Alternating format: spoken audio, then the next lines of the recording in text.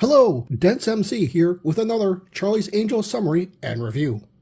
Broadcast on May the 4th, 1977, The Blue Angels is the 22nd and last episode of the first season.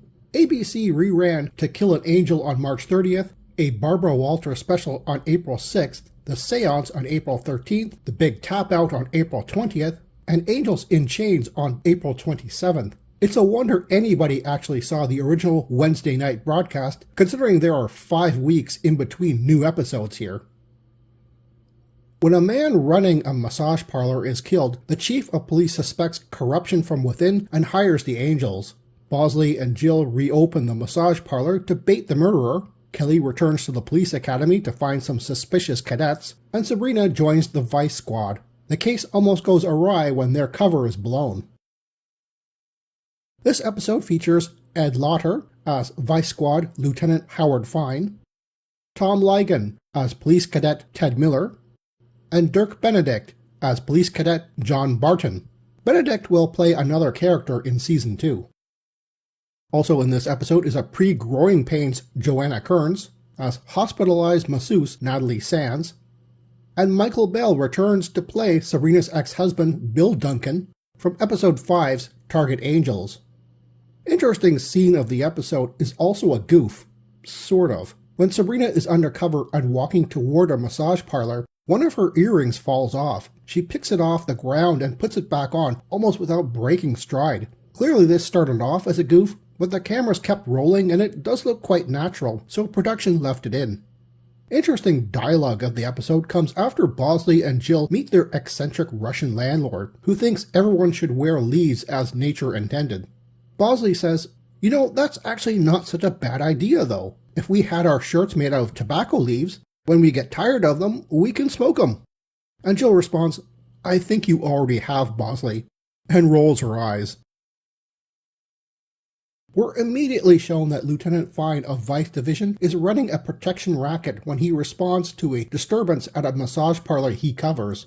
A customer has beaten a masseuse and is killed when confronted by the owner. Lieutenant Fine gets into an argument with him over how to handle the cover-up and winds up shooting the owner.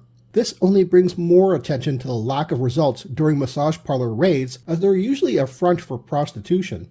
The chief of police thinks someone on the force is either tipping them off before a raid or covering up afterward. When Sabrina joins Lieutenant Fine on a recon mission, she is targeted by vehicular assassins. Tracing the car back to a police cadet, Kelly goes to the academy and finds a pair who aren't shy about their lack of loyalty to the uniform. Bosley and Jill set up shop in the old massage parlor, which has the intended effect of Lieutenant Fine's offering his protection for a price. During their setup phase, we get this odd scene with the building's Russian landlord. The whole thing is played for laughs, but it just comes off as weird and overly long. Lieutenant Fine learns the hospitalized masseuse has regained consciousness, the one who was knocked out on the floor while he and the original parlor owner had their deadly spat. Going to the hospital to silence her, Sabrina arrives shortly afterward and unknowingly interrupts him.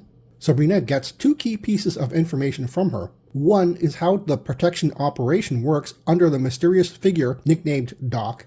The other is she confesses to being a prostitute, which was just speculation up to this point, seeing as the previous police raids turned up nothing thanks to Lieutenant Fine.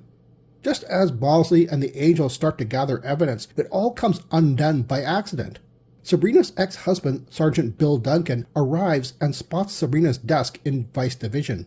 He tells the nearby Lieutenant Fine about her being a private investigator, as well as name-dropping Kelly and Jill quite innocently. I'll be honest, this whole scene seems really awkward, and I felt it was all in service to blowing the Angels' cover. Logic and natural conversation be damned.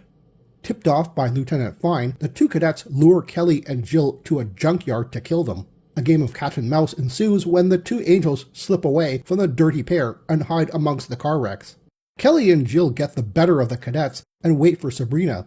She doesn't fully suspect Lieutenant Fine until they arrive and he pulls a gun on her, but the other Angels have him covered.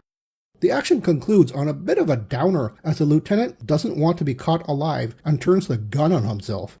But it's all laughs again when Jill uses some of her newly acquired massage skills on Bosley in the office, and Charlie brags about letting his hot female plumber quote-unquote clean his pipes for him. What a way to end a season. This was a fairly straightforward episode with no twists, unless you're Sabrina, who's completely blindsided by the lieutenant in a rare case of her not being on top of the mystery. IMDb gave this episode a 7.4 out of 10, which seems a little high to me. I see this as just an average episode. It is Farrah Fawcett's final regular episode, and she does have lots of fun expressive scenes. Her great action number in the junkyard is when she throws a big hubcap at the bad guy about to shoot Kelly. Take that, Captain America. She will return 3 more times in Season 3, making those the last 3 shows with Original Angels, and 3 more guest appearances in Season 4. And just for that, I'll agree with IMDb's rating. Good morning, Charlie.